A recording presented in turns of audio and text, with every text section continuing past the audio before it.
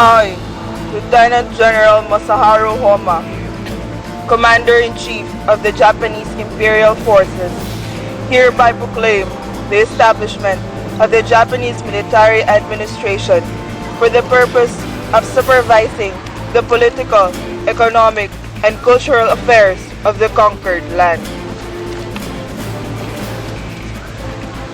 Acting upon directives from Tokyo, the Japanese military administration issued severe restrictions which the helpless people were forced to obey. Everything was placed under Japanese control. The use of the Filipino flag and the singing of the Philippine national anthem and American songs were prohibited.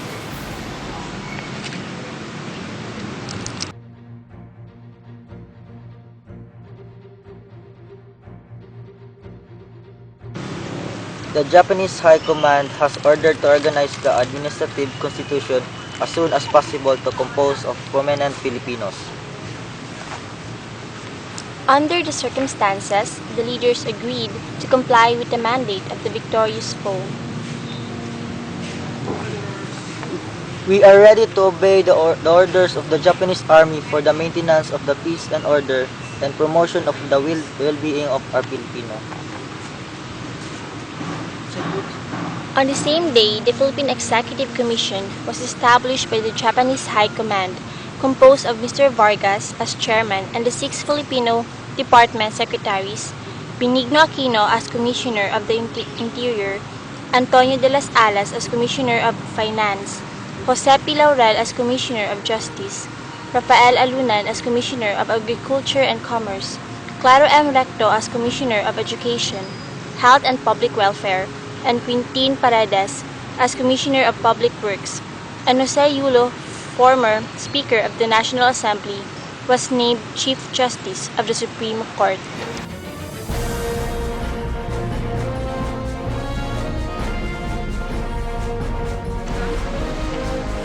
The Japanese military authorities changed the local governments. Batanes, Marinduque, and Romblon were abolished. The municipalities of Batanes Province were placed under the Cagayan Province, those of Marinduque under Tayabas Province, and those of Romblon under Capiz Province. The municipalities of Baler and Casiguran were taken away from Tayabas Province and given to Nueva Ecija. The island of Polillo and the municipality of Infanta were likewise segregated from Tayabas Province and annexed to Laguna Province.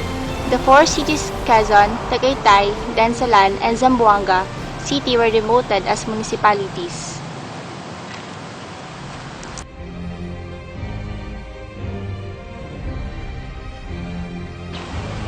Upon orders of the Japanese Military Administration,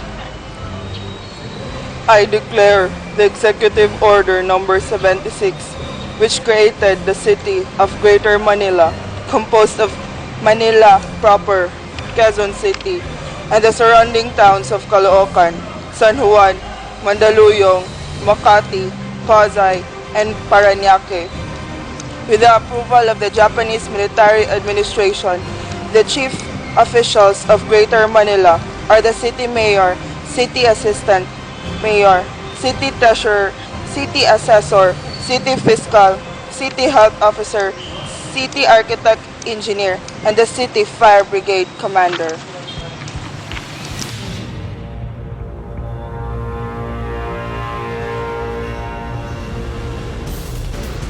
The Japanese authorities had activated all propaganda agencies in order to wean the Filipino people from their loyalty to America and gain collaboration in the prosecution of the war.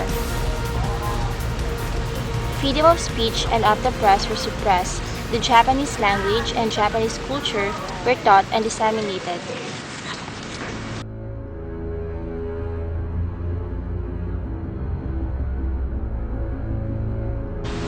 Vargas, Laurel, Aquino, Recto, and other Filipino leaders were only compelled to serve in the puppet civil government and were not collaborators.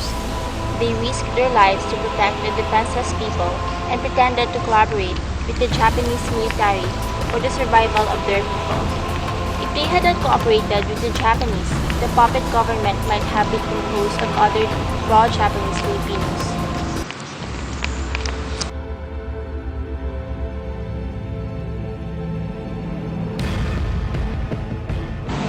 The Philippines will be granted the honor of independence provided that the Filipinos would cooperate in the establishment of the Greater East Asia Co-Prosperity Sphere.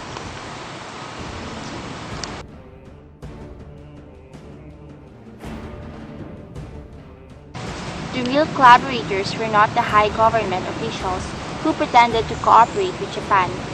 They were the ignorant and fanatical pro-Japanese. Ganap served as informers and spies for the Japanese military authorities. Palaacs helped the Japanese apprehend the guerrillas and their supporters, render guard duties for the Japanese army, and report to authorities the presence of guerrillas in towns. United Nippon fought with the Japanese troops against the guerrillas. Pampars served as auxiliary combat troops, and Makapilis were the worst collaborators, for they distrusted the loyalty of the Filipino officials to Japan.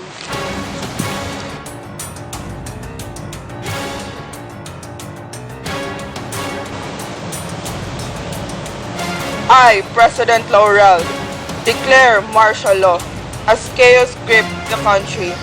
As stated in Proclamation Number 30, I declare war on the United States. The landing of General MacArthur and his liberation forces in Leyte on October 20, 1944 presaged the inevitable downfall of the Japanese-sponsored Philippine Republic, the second Philippine Republic in history.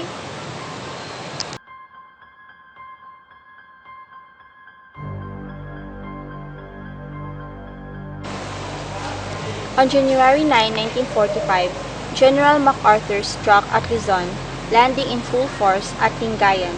The Filipino guerrillas and civilians welcomed him. All Japanese opposition on the way collapsed before the irresistible advance of the liberations. The entire Philippine Islands are now liberated, and the Philippine campaign can be regarded as virtually closed.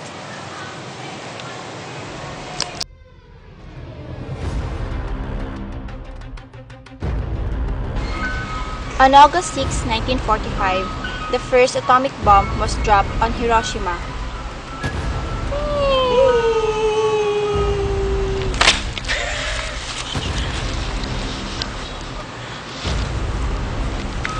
On August 9, the second atomic bomb was dropped on Nagasaki.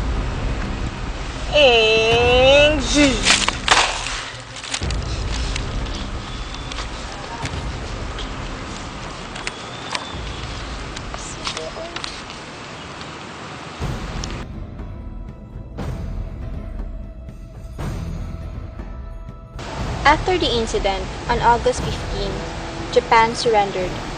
On August 17, President Laurel dissolved the Republic of the Philippines, and by September 2, the Japan War ended. The climax of the inaugural ceremonies was the inaugural address of President Rojas as the third and last President of the Philippine Commonwealth. Speaking in magnificent English and sonorous eloquence, he voiced the gratitude of the Filipino nation to the United States and acknowledged Quezon, Osmeña, and other heroes of the race.